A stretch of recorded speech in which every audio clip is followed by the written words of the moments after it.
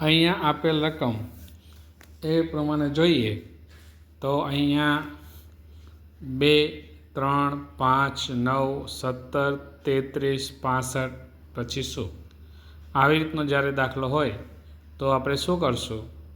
તો ચાલો આપણે તેનો ઉકેલ મેળવીએ. 2 તેરી 6, 6માંથી 1 કાઢો એટલે 5. 2 પંચા 10, 10માંથી 1 કાઢો એટલે 9. એનો ઉકેલ આપણે જોઈએ તો અહીંયા દરેક સંખ્યાને 2 વડે ગુણવાની અને એમાંથી 1 બાદ કરો. આ પેટર્ન આમાં છે. તો 2 તેરી 6 -1 એટલે 5. 2 પંચા 10 -1 એટલે 9. 2 ગુણ્યા 9 18માંથી 1 જાય એટલે 17. 2 ગુણ્યા 17 એટલે 34, માંથી 1 કાઢો એટલે 33. 2 ગુણ્યા 33 એટલે 66 -1 એટલે 65. આ પ્રમાણે હવે શું આવશે તો કે 65, 2 ગુણ્યા 65 એટલે 130.